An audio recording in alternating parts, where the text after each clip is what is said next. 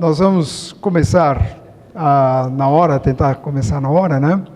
E muito provavelmente nós não vamos usar todo o período que poderíamos usar, porque tem um tempo que é para vocês visitarem lá os estandes, a exposição e tudo.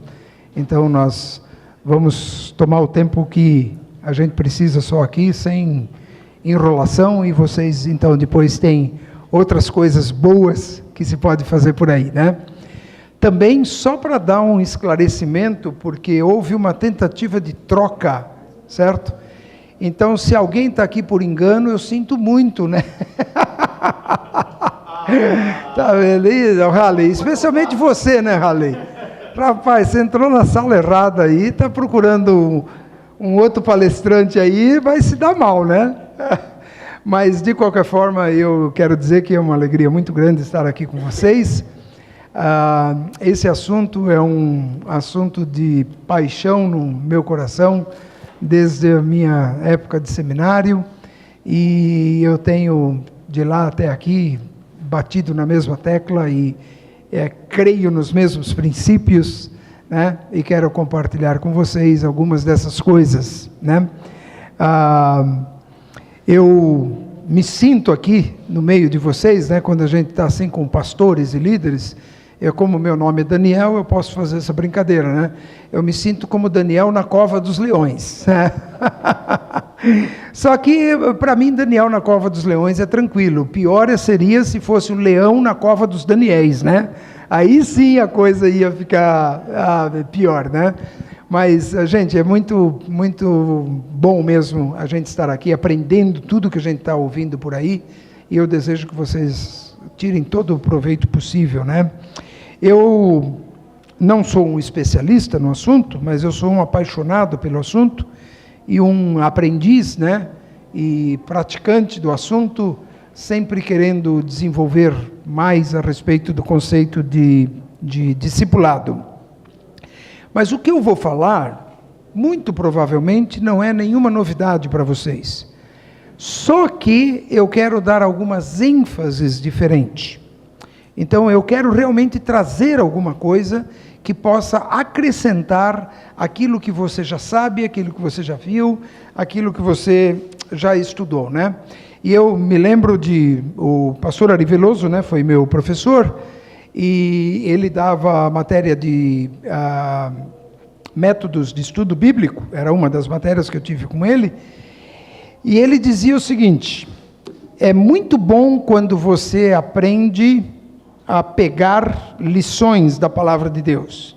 Então você lê um texto, você estuda, e vai pegando aquilo que é importante, aquilo que é o principal, aquilo que você quer destacar e tal.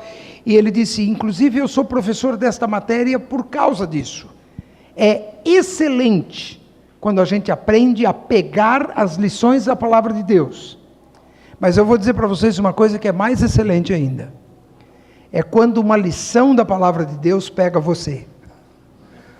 Você está lendo o texto e parece que alguma coisa do texto pula e te agarra pelo pescoço e não te solta mais.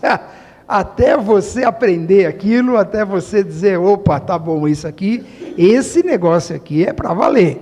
Esse negócio. Então, o que eu gostaria de propor para vocês hoje é assim, né? Nós vamos falar de muitas coisas, eu quero também, em algum momento, estar ouvindo vocês, perguntando para vocês, mas eu gostaria demais que ficasse no seu coração as verdades que vão pegar você, entende? Muito além da sua atenção, da sua inteligência, do seu conhecimento, aquilo que vai pegar o seu coração, né? E vamos orar por isso, para que realmente haja uma boa contribuição aqui nessa noite, na nossa conversa, no nosso diálogo aqui, e naquilo que eu estou trazendo para propor para vocês. Vamos orar. Senhor Jesus, muito obrigado por esse tempo aqui juntos, e eu quero pedir muito que o Senhor traga ao nosso entendimento e ao nosso coração aquilo que o Senhor preparou para cada um que está aqui nessa sala. Com certeza, o Senhor tem alguma coisa muito especial para falar ao coração de cada um. Muito independente daquilo que eu vou falar, daquilo que o Senhor colocou no meu coração. Porque teu Espírito é que deve ministrar em mim e em cada um de nós aqui. E nós queremos ouvir a tua voz, queremos ser tocados pelas tuas verdades e que essas verdades contribuam ricamente para a nossa vida e para o nosso ministério. É o que pedimos em teu nome, Senhor Jesus. Amém.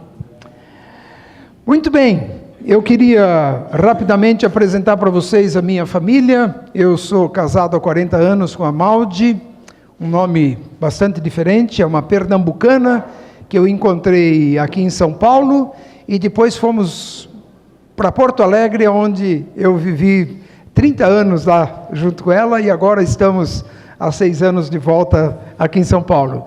Deus nos deu 3 filhos, o Felipe, casado com a Adriana, e eles nos deram 2 netinhos, então esse é um negócio legal aí, que a gente faz uma troca com os filhos, né? A gente tem um monte de trabalho com eles, mas eles é que dão netos para a gente, né? Então a gente compensa, uma coisa compensa a outra, né? É muito bom realmente a família que Deus tem nos dado. O Marcos, ele é missionário entre os muçulmanos, trabalha lá no norte da África, e está aqui no Brasil, deve voltar para lá no começo do ano que vem, e eles nos deram uma linda princesinha do Cairo. A Luísa nasceu lá no Cairo mesmo, num hospital, numa ilha do rio Nilo. Então vocês podem imaginar o que é isso, né?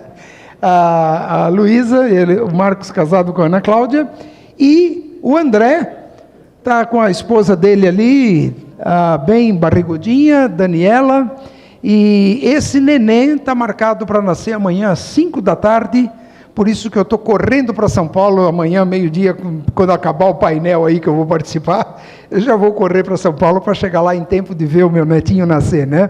O nome dele é Pedro, está escondidinho por enquanto, mas já está marcado que ele deve nascer amanhã às 5 da tarde. E Deus tem nos abençoado com isso. Eu faço questão sempre de mostrar a família, porque família é sempre um conteúdo essencial e inegociável no discipulado. Você não consegue fazer um discipulado que seja realmente perene, que seja durável, que seja profundo, que seja significativo, se você não envolver os conceitos e as vivências de família, né? Então, por isso que eu faço questão de trazer. Eu quero começar fazendo uma pergunta para vocês. E qualquer um, por favor, pode tomar a palavra e responder. Eu só vou repetir o que você disser, né? Em outras palavras, por causa da gravação aqui também. Eu queria que vocês observassem essa imagem e me dissessem o que vocês tiram de significado dela. Por que vocês acham que cada palavra está aí desse jeito e por que vocês acham que essa figura está aí desse jeito? Podem pensar, e quem já pensou, pode dizer alguma coisa. Em poucas palavras, o que você vê nessa imagem? Em todo esse slide que está aí. Crescimento. Explica como crescimento. Você está dizendo crescimento na imagem? Ligando o tema, o título com a árvore, falando em crescimento. Perfeito. Muito bem. O que mais?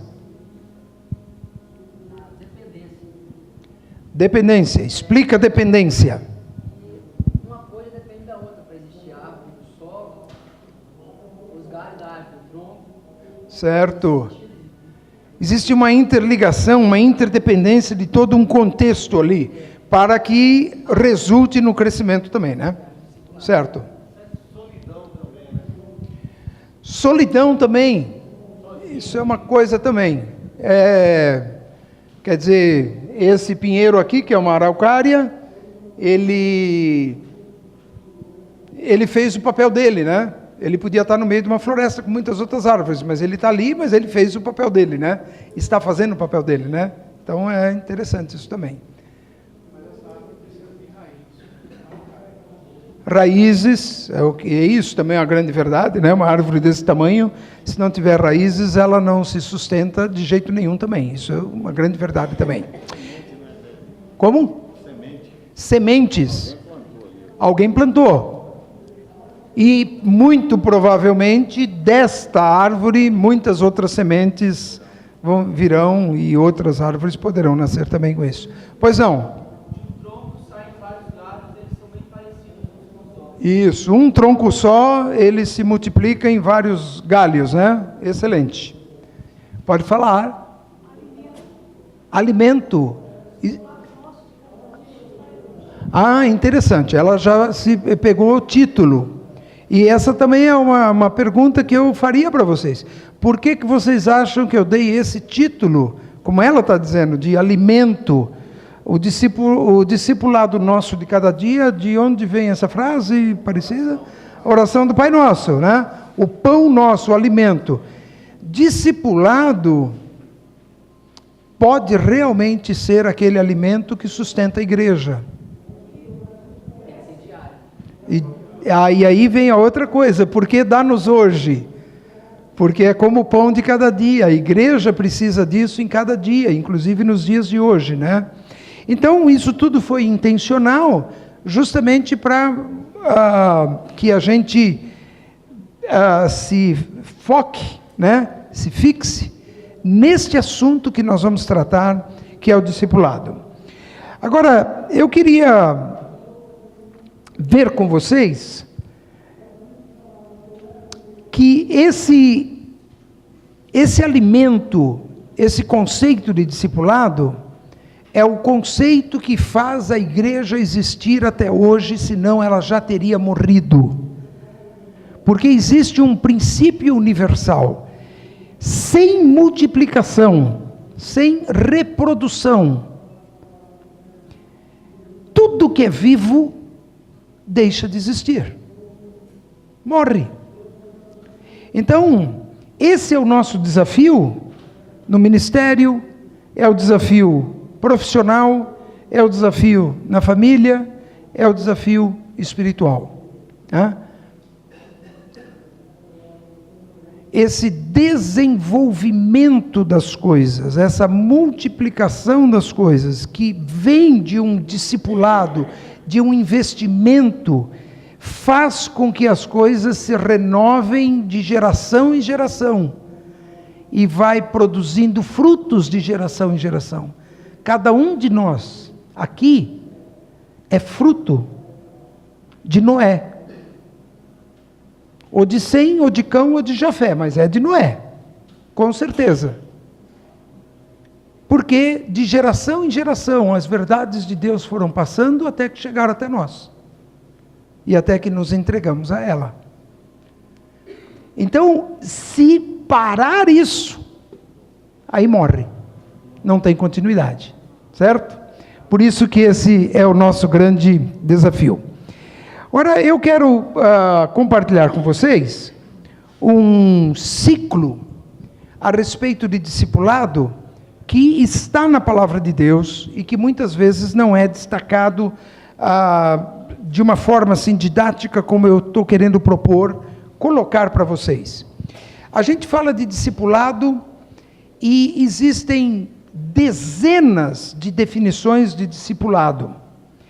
Parece que discipulado é um guarda-chuva aonde se coloca muitas coisas. E eu nem estou dizendo que isso é errado. Eu só estou querendo mostrar o guarda-chuva todo. E ver que tipo de conceito a própria Bíblia, ela mesma adota, vamos dizer assim, no processo de discipulado. Então eu estou chamando isso de ciclo de discipulado, que inclui muitas outras coisas que não seriam tecnicamente discipulado, mas se trata de um investimento de vida, a vida de alguém na vida de outras pessoas, que é a definição mais básica de discipulado, né? Vamos ver isso então. O primeiro conceito que nós encontramos na palavra de Deus, e todos eles estão ligados com a grande comissão de Jesus, todos eles, né? Nos vários evangelhos, de onde veio essa ideia a respeito da nossa missão. O primeiro degrau desse ciclo do discipulado é o anunciar o Evangelho. É a comunicação verbal. Você está investindo na vida de alguém quando você está compartilhando a palavra de Deus com ela. Você falando a palavra de Deus. E nós devemos lembrar que a fé vem pelo ouvir a palavra de Deus. Então, alguém precisa falar a palavra de Deus. Então, toda vez que nós estamos falando para alguém a palavra de Deus, nós estamos investindo a palavra de Deus na vida daquelas pessoas. E essa é a comunicação verbal. É você, claro que aqui eu estou incluindo vários outros conceitos de comunicação, como linguagem de Libras para surdos, né? Porque para surdo não adianta a comunicação verbal, ele não vai ouvir, né? Mas você pode, pela linguagem de Libras, pela linguagem de sinais, você pode se comunicar para ele, porque é uma espécie de comunicação verbal. Você está falando para eles, entre aspas, na linguagem de Libras, e ele está ouvindo, entre aspas, porque ele está vendo, mas você está se comunicando com ele, e a gente pode transmitir a palavra de Deus. Esse é o primeiro degrau. O segundo degrau é o testemunhar. Testemunha é aquela pessoa que passou por uma experiência, e ela pode dizer o que foi aquela experiência, porque ela viveu aquela experiência. No sentido comum, vamos dizer que você vê um acidente de carro, e vem alguém e pergunta para você o que aconteceu. Você vai dizer o que aconteceu, você é uma testemunha daquele fato, porque você viu, você estava lá, você passou por aquela experiência. Então você é uma testemunha. O conceito de testemunha, ele se desenvolveu até o ponto em que a pessoa dá a vida por aquilo que ela afirma. Daí vem a palavra grega para testemunho, que é mártir, né? De que alguém que ele afirma com tanta categoria aquilo que ele mesmo experimentou, que se for necessário ele dá a própria vida por aquela verdade que ele mesmo tem na sua vida, que ele experimentou, que ele viu, que ele vivenciou, né? Então, testemunha é um exemplo de vida. Testemunha é uma pessoa que pode dizer uma coisa que ela mesma experimentou. A comunicação verbal, ela pode ser feita por um gravador. Hoje, por um iPod, né? Você pode fazer qualquer coisa que quiser, você grava isso e você pode mandar essa mensagem para um monte de gente e eles vão ouvir. Mas eles vão ouvir um CD, um DVD, vão ouvir, sei lá, qualquer outro jeito, qualquer tipo de mensagem, tambor, fumaça, qualquer coisa assim, vai simplesmente perceber a comunicação, mas não está vendo você, não está vendo a sua vida. Agora, quando você é uma testemunha, é porque a sua vida está comprometida com aquilo que você crê, com aquilo que você viveu, com aquilo que você vive, com aquilo que você experimentou, né? O terceiro conceito que vem é o do discipulado. O discipulado é investir a sua vida na vida de alguém. É contribuir com alguma coisa que você tem na sua vida para a vida de alguém que não tem aquilo. Então você reparte isso com essa pessoa. Ela fala da vida dela, você fala da sua vida, você fala das suas verdades, você fala da verdade que você tem experimentado, da palavra de Deus, e ela vai aprendendo com você e vai vendo como que isso funciona. Então esse discipulado é esse investimento, né, de vida na vida. Mas aí tem um quarto degrau, que é o do treinamento. O treinamento é você ensinar alguém a fazer. Então, por exemplo, se você quer treinar um professor da escola dominical, vamos dizer, você vai ensinar essa pessoa a ser um bom professor de escola dominical. Você quer treinar um líder de grupo pequeno, você vai treinar alguém para liderar bem um grupo pequeno. Então você tem que passar para ele um monte de conceitos, de experiências e de prática, até que ele seja um bom professor, até que ele seja um bom líder naquele grupo. Então você vai ensiná-lo a fazer, né? E, por último, tem a questão do enviar. E o enviar é o conceito de atribuir autoridade. Enviar é o conceito de delegar autoridade e considerar que aquela pessoa está apta e capaz para ser responsável por aquela missão, seja ela qual for. Você treinou e uma hora você vai então deixar essa pessoa para ela fazer bem ou excelentemente bem aquilo que você desafiou essa pessoa a fazer, certo? Então esse é um ciclo. Quase tudo que a gente fala de discipulado, até os conceitos mais novos aí de mentoreamento, de coaching, todas essas coisas que a gente ouve cabem aqui dentro. Porque num desses degraus, num desses níveis de discipulado, qualquer atividade que investe na vida de outra pessoa está dentro ou debaixo do guarda-chuva do discipulado.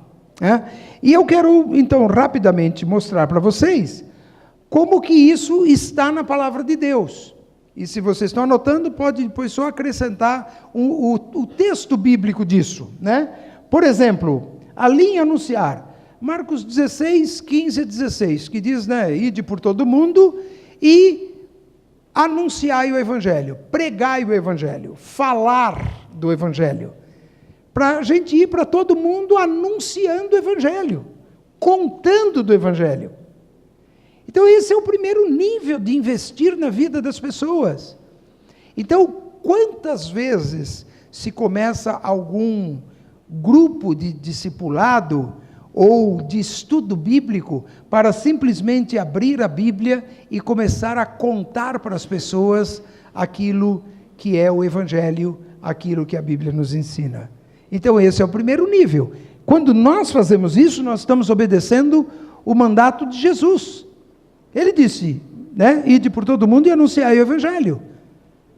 Nós estamos fazendo isso. Agora lá em Lucas capítulo 24, ele diz assim, vocês são testemunhas de que Deus enviou Jesus, ele viveu aqui entre nós, pregando o Evangelho e a remissão de pecados, né? E ele foi morto na cruz e ele ressuscitou no terceiro dia. E aí termina no versículo 48 dizendo, vocês são testemunhas destas coisas. E literalmente, no caso daqueles que ouviram, quando Jesus disse isso, eles foram testemunhas mesmo, porque eles viram tudo isso. Agora nós somos testemunhas, por causa da obra do Espírito Santo no nosso coração, que nos revelou o Evangelho, e que nos mostrou a verdade de Jesus, certo? Nós não estávamos lá para ver o túmulo vazio, como os discípulos estiveram, mas nós sabemos do poder de um Cristo ressurreto, por aquilo que Ele fez na nossa vida. Então nós somos testemunhos de que até hoje Jesus perdoa pecados, porque Ele perdoou o nosso. Nós somos testemunhas de que Jesus dá uma nova vida, porque Ele nos deu a nova vida.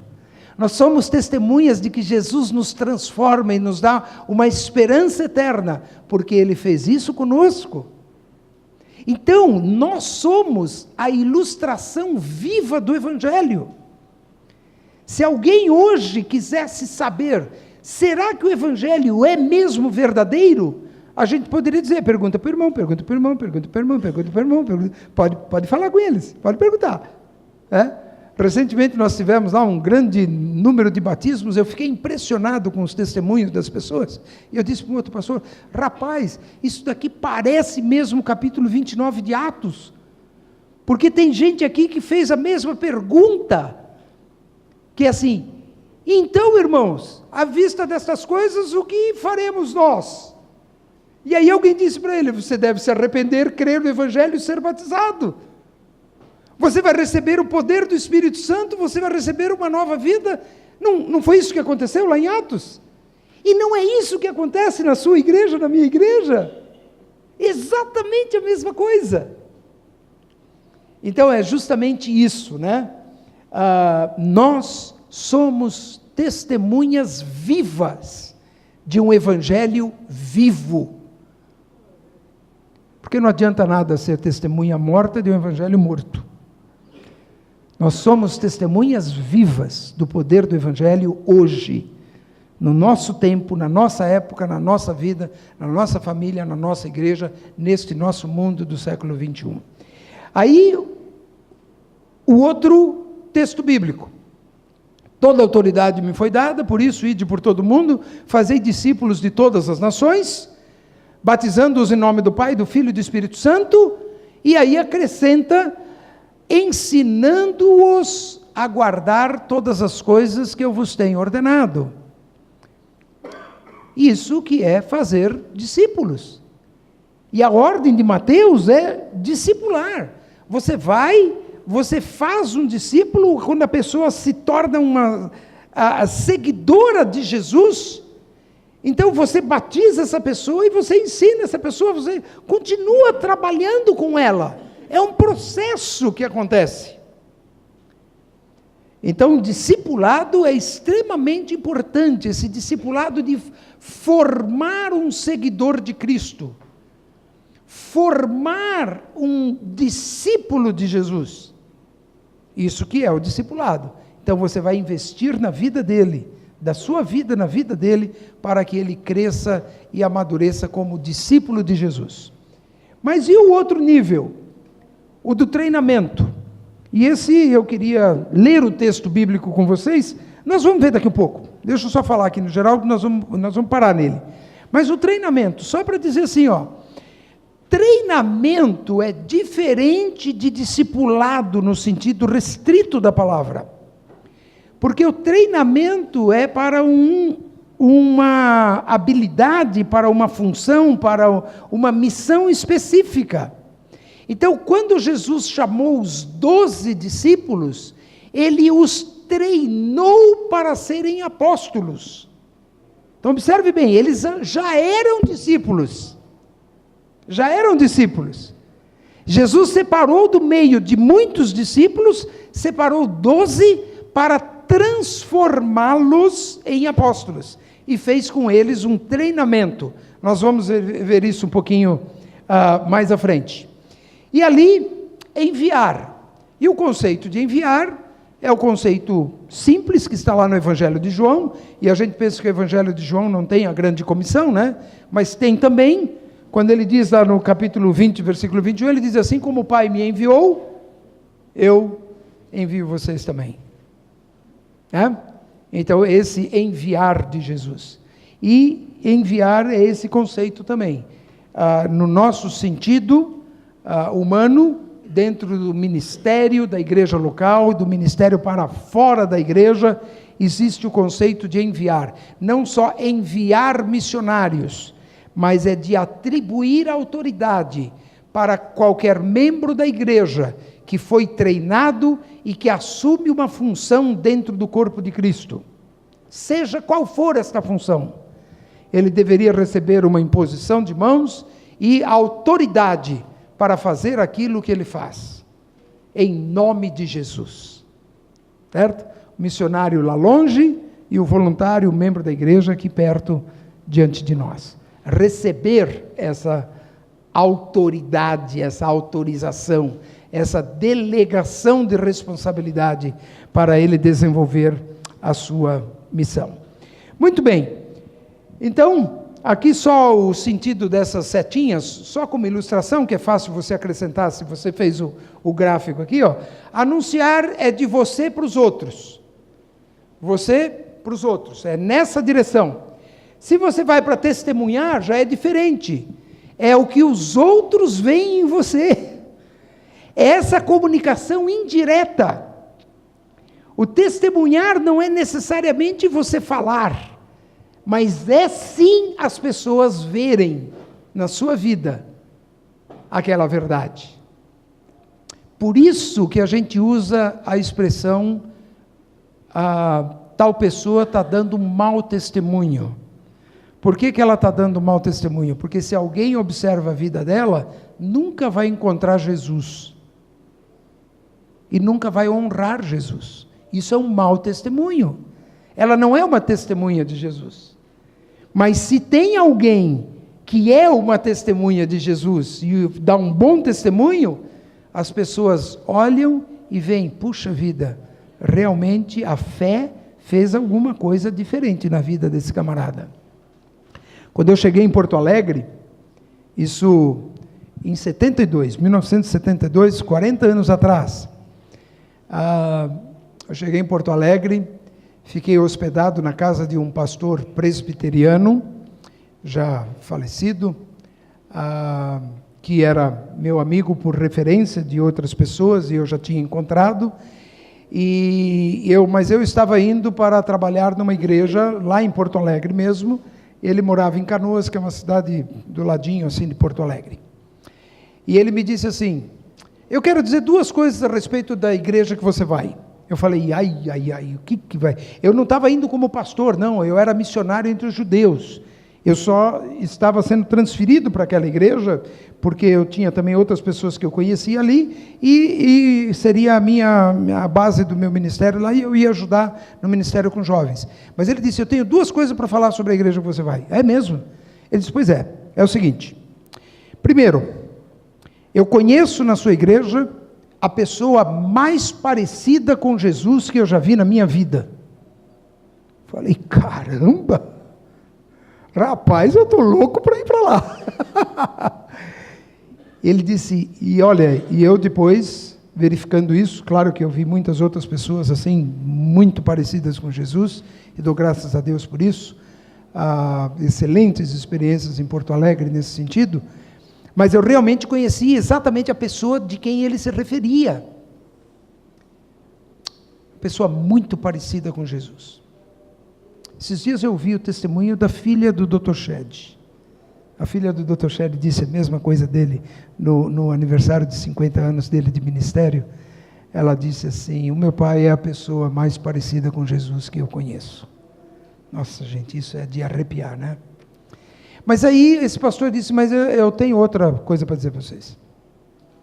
Eu conheci uma pessoa que disse para mim, rapaz, eu estou tentando fazer um negócio com um homem, que é o homem mais malandro que eu já conheci na vida. O pastor não sabia quem era, né? E ele disse, e por sinal é um crente, e é membro de uma igreja. E ele disse, adivinha de que igreja? Da igreja para onde você vai. Eu falei, bom, já não estou mais com tanta pressa de ir para lá. Mas vocês vejam só, o que faz a diferença num testemunho. Testemunho é o que o povo vê na sua vida, o que o povo vê na vida dos membros da sua igreja. É como o mundo percebe os cristãos, os crentes, os discípulos de Jesus. Né? Agora, discipular é essa mão de duas vias, né? Vai e vem. Né? Você está trocando experiências e aprendizado, a palavra de Deus, o estudo, os conceitos, os princípios, tudo com alguém, né, que você está, então, discipulando. E treinar é quando você leva a pessoa junto. Então, você vai dar um estudo bíblico, você leva ela junto, você vai pregar, você leva ela junto, você vem para o congresso da CEPAL, você traz ela junto, você está treinando a pessoa, você está ajudando a pessoa a aprender a fazer aquilo que você gostaria que ela fizesse. Então você está investindo na vida dessa pessoa, né? Nós vamos ver alguma coisa depois disso também. E enviar, como eu falei, é que você agora deixa a pessoa ir sozinha. Ela vai seguir o seu caminho sozinho e ela vai exercer com autoridade, em nome de Jesus, o ministério que foi dado para ela. Seja ele qual for, dentro da igreja local ou em missões até os confins da terra. Né? Muito bem, eu queria então fazer 3 destaques. O primeiro é o conceito de ensinar. E nesse conceito de ensinar, eu não vou falar muita coisa aqui, como eu já disse no início, Eu tenho absoluta certeza que vocês já sabem muita coisa e eu não estou querendo simplesmente chover no molhado, né? Eu quero fazer alguns destaques a respeito do ensino. O ensino é uma espécie de transferência de fatos, de conhecimentos, de verdades, de conceitos e de obediência. Eu queria me fixar neste último ponto. O ensino no discipulado, e ele não pode faltar, o ensino do discipulado implica em ensinar a obedecer. E esse é o destaque que eu gostaria de dar. Vamos ver o que diz o texto bíblico, lá de Mateus 28, que é a chamada grande comissão de Mateus. Jesus, aproximando-se, falou-lhes, dizendo: toda autoridade me foi dada no céu e na terra. Ide, portanto, fazei discípulos, seguidores de Jesus, né? Aprendizes de Jesus, de todas as nações, e aí está incluído missões, né? Evangelismo aqui, depois vem o detalhamento, Judéia, Samaria, né? Até os confins da terra, né? Começando em Jerusalém. E aí tem que fazer o que? Tem que batizá-los, em nome do Pai, do Filho e do Espírito Santo. E aí o versículo 20, então, é essa expressão, ó, ensinando-os a guardar, ensinar obediência, ensinar obediência. Eu quero contar duas historinhas sobre isso. Uma do pastor Larry Coy, que trouxe para o Brasil aquele curso Conflitos da Vida, há décadas atrás, aí, alguns anos atrás, que algumas pessoas já tomaram conhecimento e conhecem isso também. É um excelente curso, muito bom para a gente desenvolver no ministério, coisas boas. Mas ele contou que ele estava ensinando a filhinha dele, num dia, ensinando ela, ele estava andando de carro e ela estava em pé no banco de trás. E ele dizendo para ela: você precisa andar sentada, porque eu não posso andar com você em pé. Na época não tinha a exigência de cinto de segurança, cadeirinha, essas coisas assim, né? E ele disse para ela: você deve sentar. E ela desobedeceu: mas eu quero ficar em pé. Não, mas você precisa sentar, senão um guarda vai parar o carro e vai me dar uma multa. Você não pode viajar assim em pé no banco de trás, você precisa sentar. E ela não queria obedecer, ele parou, explicou para ela direitinho, colocou ela sentada no banco, foi para frente, começou a andar com o carro, de repente ela estava em pé de novo, lá atrás. Aí ele parou o carro de novo, deu uns bons tapas nela lá para disciplinar, ela disse: olha, você vai apanhar, porque você precisa aprender a obedecer. O papai está dizendo que você não pode andar no carro em pé, aqui no banco. Você não pode, você precisa ficar sentada. Deu umas palmadas nela, colocou ela sentada e foi lá para frente e começou a dirigir o carro de novo. Aí estava andando, ele olhava no retrovisor, assim, no espelho, e estava ela lá sentada, emburrada, né, com o bico lá nos pés, né? E ele só olhando, olhava. Aí uma hora ele disse para ela assim: está vendo como é bom você andar sentada no carro? Ela disse assim: mas eu não estou sentada. Ele disse: claro que você está sentada, eu estou te vendo. Ela disse: mas por dentro eu estou em pé. Eu acho genial essa história. Por dentro eu estou em pé. Então nós precisamos ensinar as pessoas por dentro. Ensinar obediência é isso, porque ensinar a guardar é ensinar a obedecer. Ensinar a obedecer de coração. É por dentro, não é por fora. E a outra historinha que eu quero contar rapidamente: quando eu fui lá para Porto Alegre como missionário entre os judeus, eu estava pregando numa igreja, aí entrou um rapaz de uns 15 anos, cabeludo, né? Isso aí era lá em 72, mais ou menos, 73, na época dos hippies e tal, era muito comum isso com os jovens, né? Entrou lá, sentou, preguei, continuei pregando. Aí depois eu fiz um apelo, esse rapaz foi o primeiro que veio para frente. E o pastor veio, depois me chamou de lado e disse: rapaz, você não acredita, esse menino é judeu. E olha, eu estava lá como missionário entre os judeus, nem sabia que ele era judeu. E o menino tomou uma decisão firme no evangelho. Sabe aqueles novos convertidos assim? Ele, como menino, 15 anos, homem, né? Ele ia até em reunião de senhoras. Ele queria aprender tudo quanto é curso, ensaio do coro, reunião administrativa. Ele queria participar de tudo na igreja. E na igreja ele era uma bênção, por causa do entusiasmo que ele tinha por Jesus. Aí, de repente, o pastor me liga e diz para mim: "Ô, pastor Daniel, nós estamos com um problema." Sabe qual é o problema? A família do Sadi, o nome dele é Sadi, a família do Sadi proibiu ele de ir na igreja. E eu propus para o Sadi sair da casa dele e vir morar conosco, para ele poder seguir a Cristo, porque uma família de judeus não vão querer ele, vão colocar ele para fora da rua. Então eu disse para ele sair de casa, vir morar conosco. Eu falei: "Não, pastor, por favor, não faça isso. Não faça isso, deixa o assunto comigo." Peguei e fiz uma visita para o Sadi, especialmente para conversar com o pai dele e com a mãe dele. O pai dele chamava Leão. Você imagina a fera que era o homem. Leão.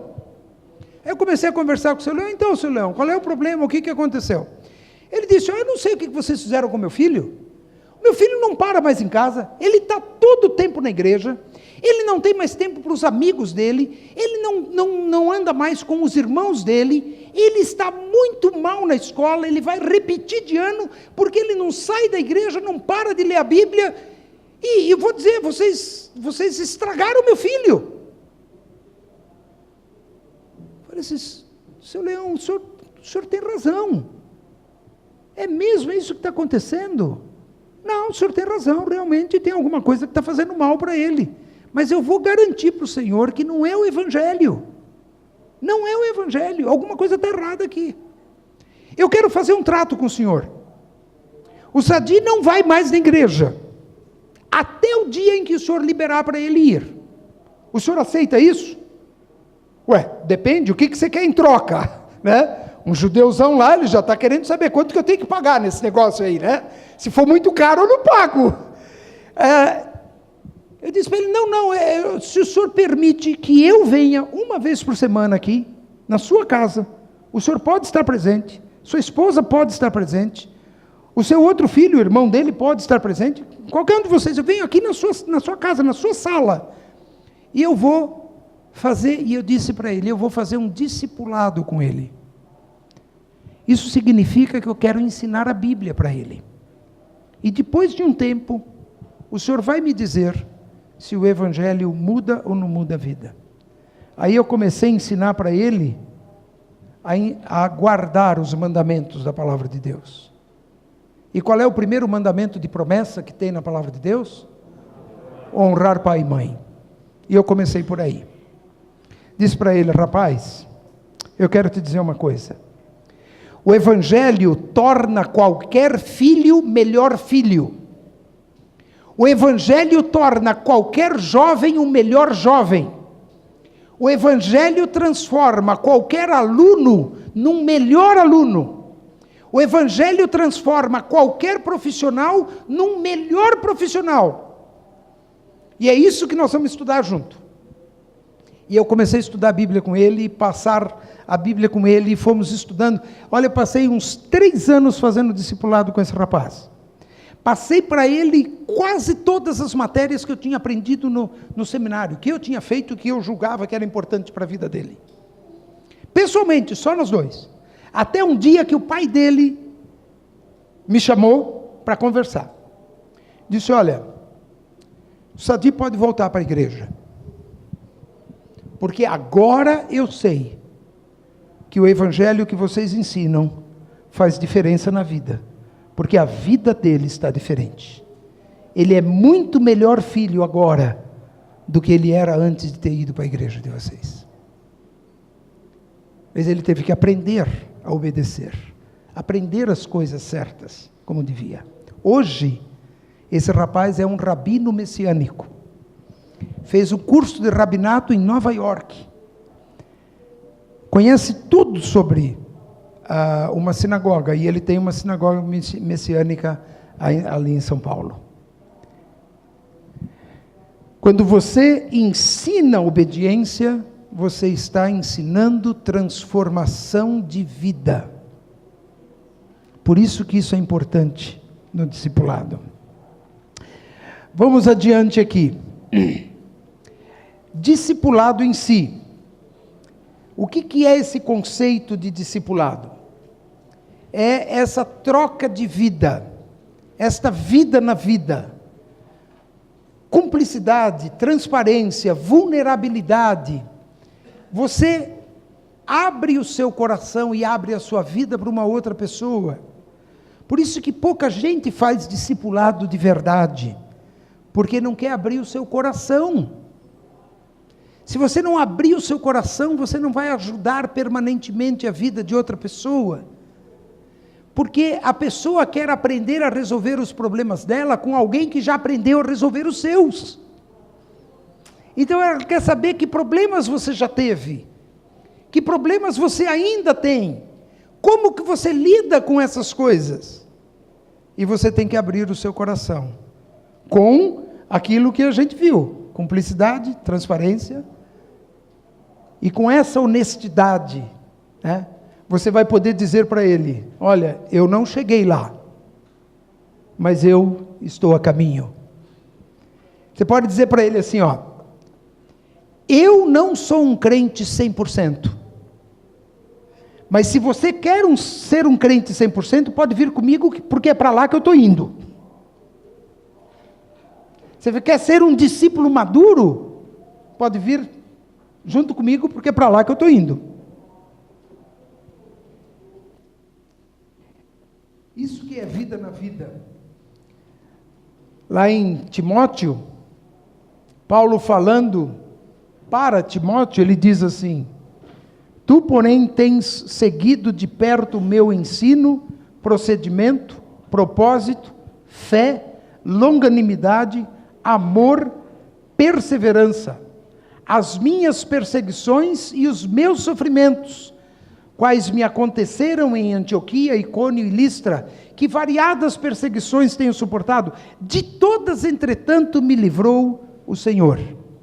Ora vejam, como que Timóteo seguia Paulo? De perto. Tu, porém, tens seguido de perto o meu ensino, procedimento, e aí vai. De perto, isso é discipulado. Isso é vida na vida. Quando você está investindo daquilo que você tem, espiritualmente, na vida de outras pessoas. Eu quero dizer uma coisa sobre isso também. Eu estava no escritório, na igreja lá em Porto Alegre, e aí um irmão que tinha posto de gasolina, ele disse, pastor, eu preciso que o senhor venha aqui agora, você pode? É um amigo meu, fiz casamento dele, uma série de coisas assim, conheço os pais dele e tal, essas histórias. Um cara do coração, chegado. Fui lá. Chego lá, ele me diz assim, pastor, ele estava lá com um fiscal, não sei do quê, mas disse, pastor, eu estou com um problema. Eu tenho posto de gasolina, né? Então, aqui, ó, a Petrobras, que era a bandeira do posto dele, a Petrobras me disse que eu tenho que pôr a bomba aqui, ó. Aí vem a prefeitura e diz que eu tenho que pôr a bomba aqui. Aí vem os bombeiros e diz que eu tenho que pôr a bomba aqui. E aí vem não sei o que do meio ambiente e diz que eu tenho que pôr a bomba aqui. Eu estou ralado, pastor. Em qualquer lugar que eu colocar a bomba de gasolina, eu vou desobedecer alguém e vou pegar multa. O que eu faço? Isso é vida na vida.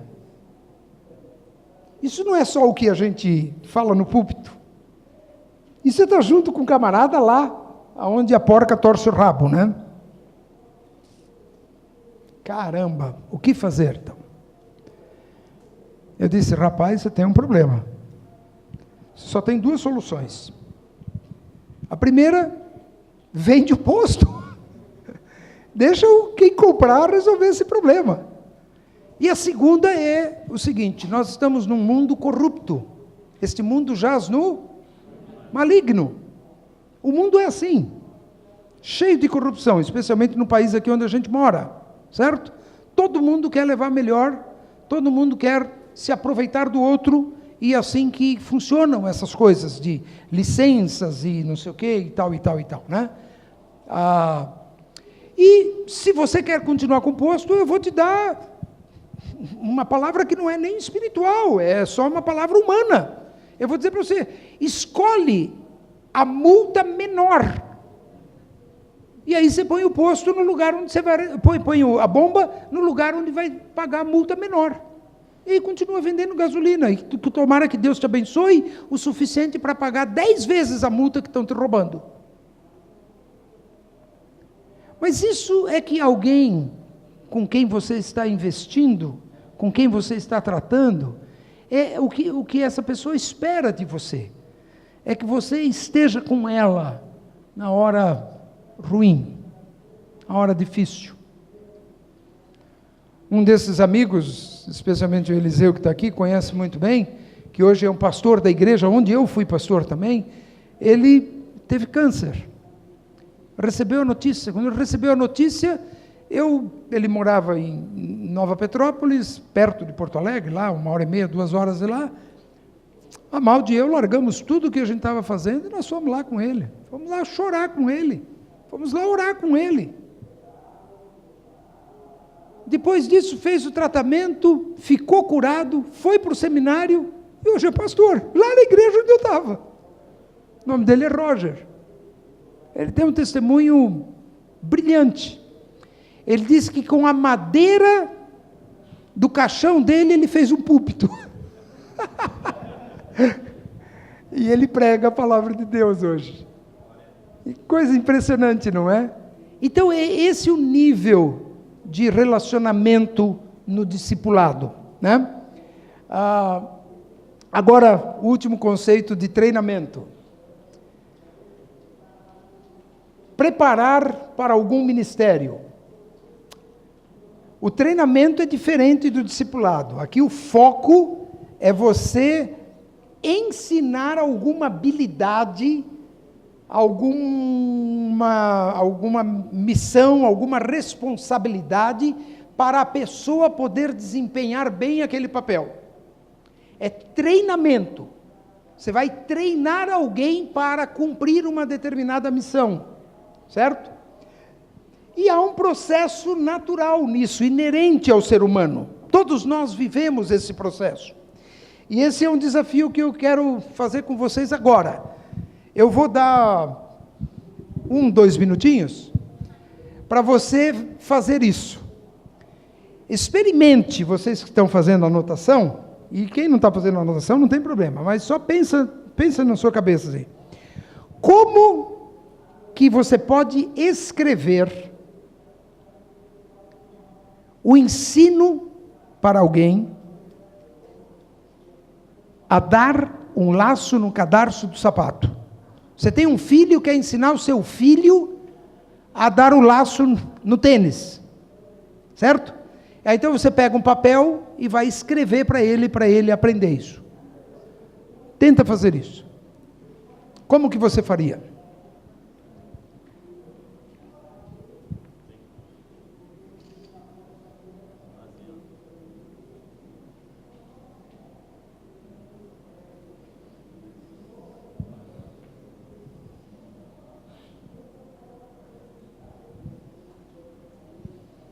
Gente, eu vou economizar um pouco do nosso tempo aqui. Essa é uma tarefa árdua. Eu fiz um curso de pós-graduação na Faculdade Batista, há anos atrás, e o professor da matéria de linguagem era o Dr. Werner Kachel. E nós estudamos com ele, sei lá, durante 2 anos. E nós tínhamos que fazer uma prova final.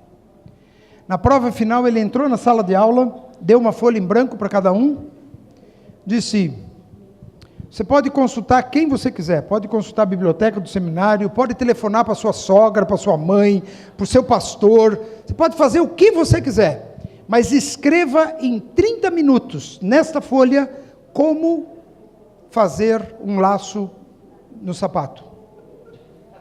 Isso foi a prova final dele. Ele disse, eu volto daqui 30 minutos para recolher. Foi uma das provas mais difíceis que eu já fiz na minha vida.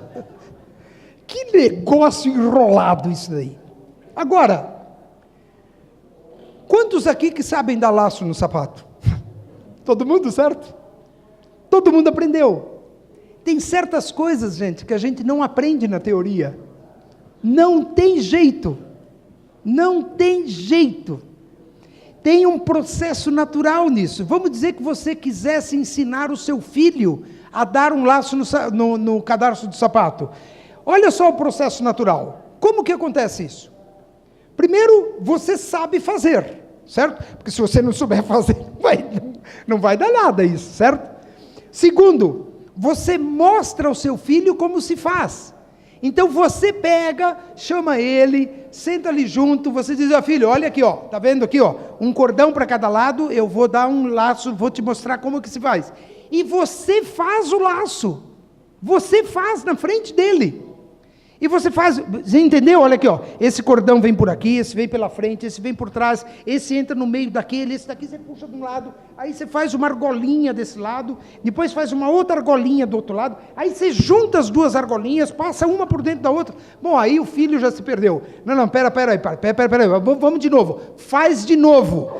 Aí você pega e faz de novo, bem devagarinho, certo? Você mostra para ele como se faz. Depois, você faz junto com ele. Diz, filho, vamos experimentar? Aí ele fica com o pé assim, você agacha, fica ali junto com ele, né? E diz assim, vem aqui, me dá a sua mãozinha. Aqui, vamos pegar esse cordão, agora você pega esse, passa esse daqui, e aí você está junto, pega a mão dele, põe a mão dele para cá. Aí diz assim, pega esse outro aqui antes que escape, pega, e ele vai, pegou. Legal, agora vai dar certo, vamos lá. Puxa esse cordão para esse lado aqui, agora puxa esse outro para o outro lado. Aí você está fazendo junto com ele. Aí você chega e diz para ele assim, não, agora você vai fazer sozinho. E aí ele vai lá, peraí, pai, peraí. Aí ele pega, vai lá, nossa, dá um rolo danado. Diz, pai, não consigo, não vou saber fazer esse negócio. Não, peraí, vamos fazer de novo. Olha aqui, eu vou te mostrar de novo como é que se faz. Tal. Vamos fazer junto de novo, certo? Até que uma hora, porque aconteceu isso na vida de vocês todos, na minha também. Teve uma hora que você fez sozinho. Aí você aprendeu a dar laço no cordão de sapato. Esse é o processo natural. Como se ensina uma criança a atravessar a rua, que é o horror das mães? Toda mãe passa por um trauma com esse negócio de os filhos aprenderem a atravessar a rua sozinho. Você sabe, quando você ensina uma criança a atravessar a rua sozinho, você tem que ensiná-la a olhar primeiro para o lado esquerdo. Sabe por quê? A não ser que a rua seja de mão única, os carros que vêm primeiro vêm de que lado? Vêm do lado esquerdo. Eles não vêm do lado direito, eles vêm do lado esquerdo. Então você tem que dizer, filho, aqui, você tem que parar aqui na calçada, certo? Você olha para o lado esquerdo e vê se não vem carro. Você olha para o lado direito e vê se não vem carro. Aí não vem carro do lado esquerdo, não vem carro do lado direito, aí você pode atravessar a rua. E aí a mãe, de mão dada com o filho, atravessa a rua.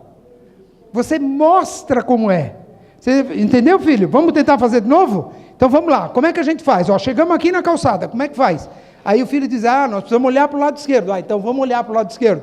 Gente, eu estou falando assim, é como criança mesmo, né? Mas não é assim que se faz? É assim que se faz, gente. Até um dia em que a mãe fica em casa e o filho vai ter que atravessar a rua sozinho. E aí ela pensa assim, será que ele vai olhar para o lado esquerdo? Será que ele vai lembrar de olhar para os dois lados? E se ele se distrair? Mas, gente... Aí a mãe aprende a orar. Aprende a orar, é verdade. A oração é o grande recurso. Mas, gente, não tem jeito. E aí você põe isso para todas as coisas da vida. Né? Por exemplo, quando o seu filho aprende a dirigir o carro. Quando ele vai fazer a primeira viagem dele sozinho, ele vai dirigir uma viagem. Quando ele vai fazer a primeira viagem à noite, e ele vai dirigir. Como é que você fica? Mas, gente, não é isso que a gente faz. Esse é o processo natural das coisas. Por que quando chega na igreja, a gente quer fazer de um jeito diferente? Esse é o jeito de fazer. Você coloca aqui, ó, em vez de ensinar uma criança a atravessar a rua, como se ensina um jovem a ser líder de jovens? Como se ensina um homem a ser líder de um grupo pequeno? Como se ensina uma mulher a fazer um estudo bíblico? Como se ensina um presbítero a ser presbítero? Como se ensina um diácono a ser diácono? É a mesma coisa. O processo é o mesmo. Não tem outro jeito. Por isso, discipulado é uma questão de oração que nem o Pai Nosso. Dá-nos hoje, Senhor, o discipulado que a igreja precisa e que nós precisamos no nosso ministério. Muito bem. Olha lá o que está escrito em Marcos capítulo 3, versículos 13 a 15. Depois subiu ao monte e chamou os que ele mesmo quis, e vieram para junto dele. Então designou 12 para estarem com ele e para os enviar a pregar e a exercer a autoridade de expelir demônios. Queria que vocês notassem nesse texto o seguinte: Jesus tinha passado a noite em oração. Isso no outro evangelho a gente percebe direitinho que esse é o contexto dessa história aqui. Aí ele reuniu todos os seus discípulos, era uma pequena multidão que estava ali, talvez 100, 200 pessoas, mas ele escolheu 12, ele só escolheu 12, e eu queria dizer para vocês que o que Jesus fez com os 12, não foi discipulado, quer dizer, foi até uma parte, mas foi treinamento. Jesus os treinou para serem apóstolos, eles, né? Jesus os treinou para serem apóstolos, para darem continuidade ao ministério dele. E vejam só os 3 aspectos do currículo desse treinamento de Jesus. Primeiro e o mais importante de todos, para estarem com ele. Eles iam aprender diretamente de Jesus. Tudo que Jesus queria que eles aprendessem. Jesus os levou em todos os lugares para onde ele foi. O primeiro milagre, aquele de Caná da Galileia, disse assim: Jesus foi convidado para a festa e os discípulos também. Estavam lá os discípulos dele. E se você analisar o texto, Jesus não transformou água em vinho, só para deixar os bêbados mais bêbados, porque eles já estavam no 7º dia de festa, por isso que acabou o vinho, e já tinham bebido mais do que precisavam beber, por isso que acabou o vinho, e Jesus veio a esse mundo para dar vinho para bêbado. Que milagre esquisito esse! Mas se vocês lerem o texto, vocês vão perceber no fim da história, diz assim: com este milagre, Jesus deu início ao seu ministério e os seus discípulos creram nele. O foco dele eram os discípulos. E sabe por que ele transformou aquela água? Aquela água era uma água suja, não servia para beber. Era a água que lavava os pés dos convidados que entravam na festa. Jesus transformou água suja em vinho bom. Quem era água suja nessa história? Os discípulos. Porque Jesus não foi como os rabinos, que foi procurar nas melhores escolas da Judeia, os melhores alunos para serem os seus discípulos, como todos os outros rabinos faziam. Jesus procurou os seus discípulos nas montanhas da Galileia e do lado do mar da Galileia, os pescadores do lago da Galileia. Tudo gente de pouca cultura, gente pobre, gente batalhadora, gente bruta. Eles eram água suja. E Jesus os transformou em vinho bom.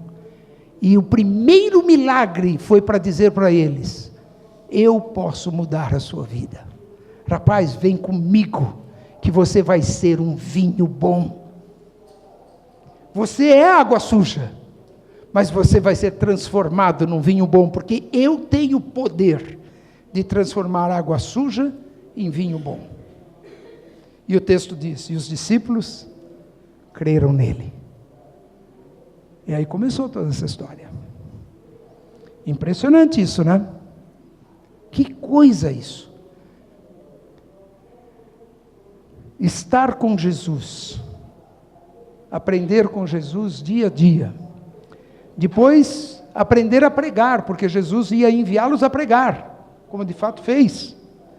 Experimentalmente, algumas vezes, e depois, finalmente, quando ele subiu aos céus, ele fez isso definitivamente. E para exercer a autoridade espiritual sobre os demônios, inclusive eles experimentaram isso. Lembra que eles voltaram para Jesus dizendo: Senhor, o Senhor não sabe o que aconteceu, até os espíritos imundos se submeteram a nós. Jesus disse: ué, alguma novidade nisso? Quando eu chamei vocês, era isso que eu queria que vocês experimentassem. Mas vocês devem ser muito mais gratos, porque o nome de vocês está escrito no livro da vida. Esse é o milagre maior. Então, gente, discipulado nosso de cada dia. Que perguntas que vocês têm? Que decisões nós podemos tomar?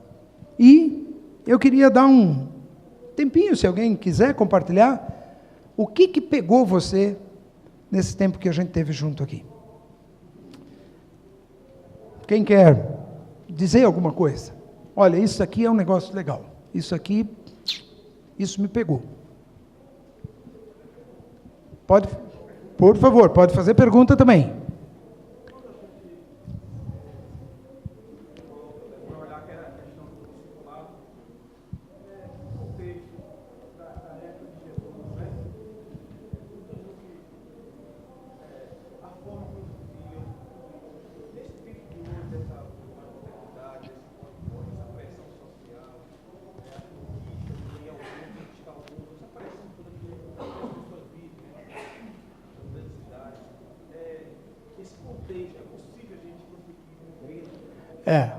A pergunta dele é, o contexto em que Jesus viveu com os discípulos, naquela época, e o estilo, o jeito como ele viveu, como é que isso funciona nos dias de hoje, nos tempos modernos? O que a gente faz?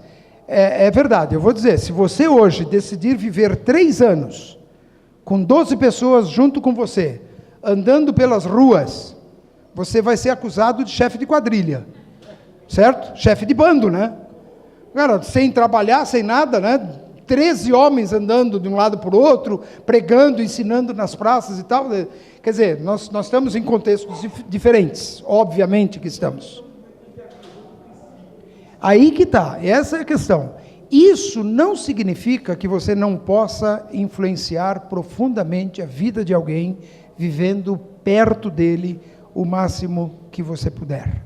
Então não dá para a gente viver na rua, indo de praça em praça, ensinando multidões, ou curando doentes, ou coisa que o valha. Não dá para fazer isso. Não é isso que se pede de nós.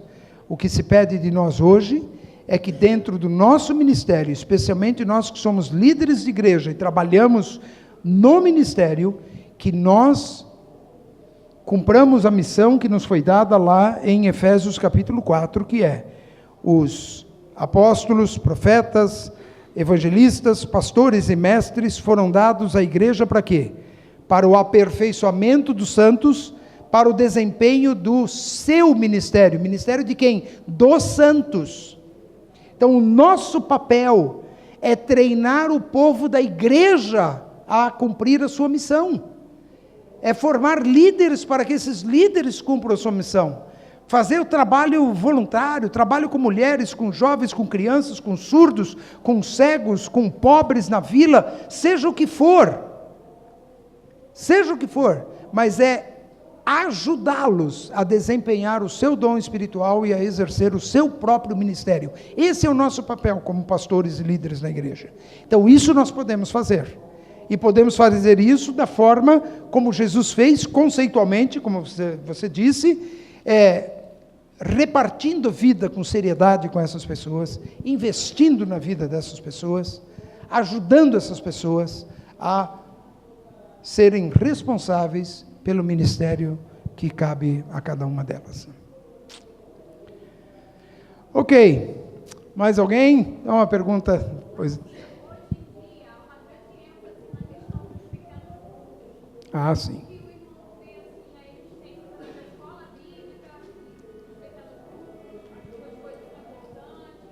Ih, minha irmã, você fez a pergunta para o pastor errado, porque eu sou pastor de pequenos grupos na igreja, vou puxar sardinha para o meu lado. Não vou não, estou brincando. Não, eu entendo isso de uma maneira muito abrangente. Eu gosto do discipulado de 1 a 1, eu acho que é excelente. Eu gosto de discipulado por grupos de interesse, eu gosto de grupos de estudo bíblico nas casas, inclusive quando tem familiares e pessoas que não são crentes, que aprendem também. Então, para mim, toda forma de discipulado, toda maneira de você investir na vida de alguém, para mim, entra dentro desse ciclo, e você pode ir crescendo nesse ciclo. Então, a escola dominical, grupos pequenos, grupos de discipulado, grupos de estudo bíblico, grupos de ministério. Então, por exemplo, as pessoas que trabalham no ministério com surdos, então elas se reúnem, elas oram, elas cuidam da vida um do outro, elas aprendem na Bíblia, ou professores da escola dominical, professores de criança, se reúnem, conversam, oram, repartem a vida um com o outro. Tudo isso cabe dentro desse ciclo, entende? Então, eu diria assim, não existe uma ferramenta ou um método que é melhor do que todos os outros. Nós precisamos de tudo isso no nosso ministério e para o crescimento da igreja, porque Deus deu vocações diferentes para o povo todo da igreja. Por isso a gente tem uma variedade de ministérios assim, né? Então, todas essas tentativas, quando elas são feitas de coração, quando elas são feitas com dedicação, debaixo de oração, elas são muito válidas e contribuem para a edificação da igreja, sem dúvida. Deixa eu passar para ele que ele deu sinal aqui, você quer fazer uma pergunta, certo? E aí eu passo para você, depois para quem mais quiser. É isso mesmo? Então, a sua? Não é propriamente uma pergunta, nem em cima de tudo que o irmão dissertou, muito bem dissertado. A igreja a qual eu pastorei, nós temos um discipulado com casais, onde nós já temos um material certo. E isso está dando certo. Ou seja, nós pegamos todo um programa. Excelente. Sendo que após terminar o período desse livro, com todo o material, aí nós temos mensagens de família na igreja que os líderes vão receber no futuro. A minha pergunta é o seguinte: hoje nós temos um bom livro que possa ajudar o pastor, ou seja, ele primeiro tem que discipular um determinado número de pessoas para depois entregar um determinado número de pessoas ali, não é isso? Certo. Então, o que é que eu tenho que ensinar a esses discípulos? O que é que eu preciso ensinar a esses discípulos para depois eles começarem a liderar grupo? Existe algum livro com todos os parâmetros daquilo que nós precisamos dar ao discípulo inicialmente para que depois ele venha liderar? Existem muitos. Eu tenho certeza que você vai encontrar aí pelo menos uma dúzia, 2 dúzias de livros aí sobre discipulado de grupos pequenos. A própria Willow Creek, que é a igreja que o Bill Hybels pastoreia, eles têm um livro que foi traduzido, a CEPAL deve ter esse livro, que é Treinando Líderes para Grupos que Transformam Vidas. Então tem esse e tem vários outros livros aqui. Eu comprei um que eu não conhecia, que é um lançamento, ontem eu comprei um aqui, sobre pequenos grupos, né? Existem livros a respeito disso, a CEPAL pode lhe ajudar nisso. Isso. Existem muito material hoje para ajudar você a treinar pessoas, a treinar líderes, a desenvolver líderes para qualquer um desses trabalhos. Trabalho com jovens, com crianças e com grupos pequenos, como ela falou. Tem muita coisa sobre isso. Pois não.